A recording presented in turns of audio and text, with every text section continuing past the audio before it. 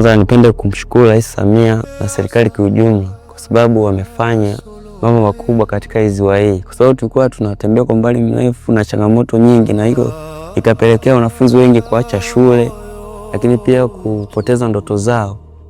Kwa miaka mingi, kata ya Iziwa iliyopo halmashauri ya jiji la Mbeya ilikuwa miongoni mwa maeneo ambayo hayakuwa na shule ya sekondari, hali iliyowalazimu wanafunzi kutembea umbali mrefu kutafuta elimu.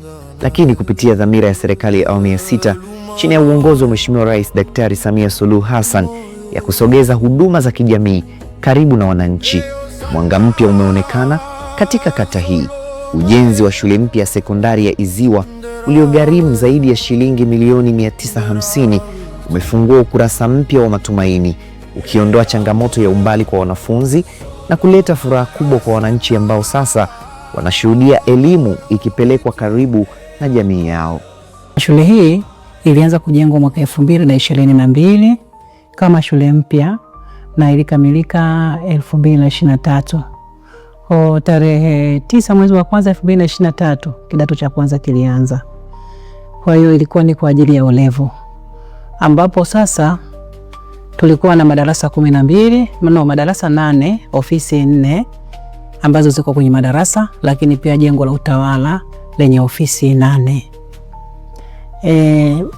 Tulikuwa na jengo la maabara 3, maabara ya fizikia, maabara ya kemia na maabara ya biology. Lakini pia tuna jengo la ICT ambayo ni computer room, halafu pia tuna jengo la maktaba. Shule mpya imejengwa kwa shilingi milioni 470. Baadaye mwaka 2023 mwishoni tukaongezewa milioni 100 ambazo tumejenga nyumba ya mwalimu 2-in-1 na sasa walimu wanaishi. Lakini tena baada ya kumaliza nyumba ya mwalimu 2-in-1 tukaongezewa tena milioni 380 kwa ajili ya utanuzi wa shule kidato cha 5 na cha 6.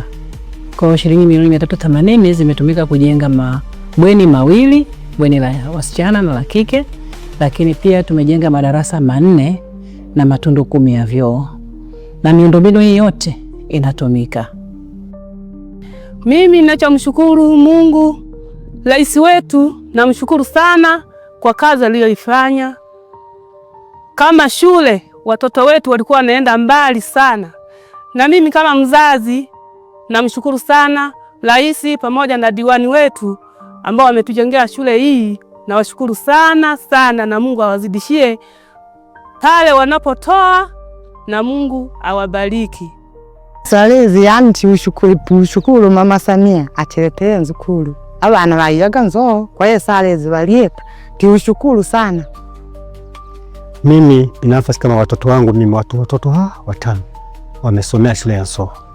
Walikuwa natoka hapa mpaka pale Soho, maana njiri walikuwa napatwa na changamoto kubwa sana njiani. Akiwakuta mvua utakuta wananyeshewa na mvua, wanafika shule, wanapoenda shuleni unakuta mvua ile wanaolowana, wanaporudi tena wanaolowana. Lakini kwa binafsi, kwa sababu saizi ndio maana tunasema kwamba tunashukuru shule imetusogelea karibu. Saizi hakuna shida, zote zinakuwa kama zimesuluhishwa kidogo. Ndoto yangu ni kuwa engineer, kwa hiyo kwa uwekezaji mkubwa katika hizi laboratory za science inanisaidia kutimiza ndoto zangu kwa urahisi.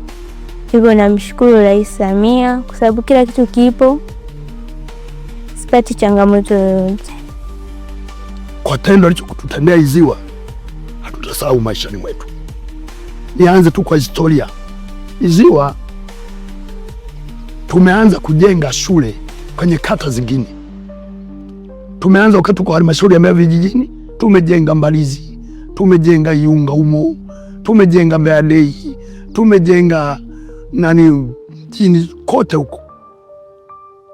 Iziwa wanatoka hapa wananchi, lakini kwetu hakuna shule. Lakini tukafika mahala ikaonekana hakuna mtu wa kutusaidia.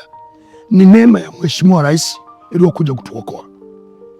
Kama ulivyoona majengo haya yote ni neema ya Mheshimiwa Rais.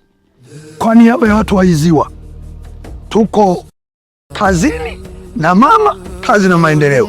Mimi mwananchi wa Iziwa nipo kazini na mama, kazi na maendeleo. Kazi na maendeleo. Tiwendelea ni mbomba.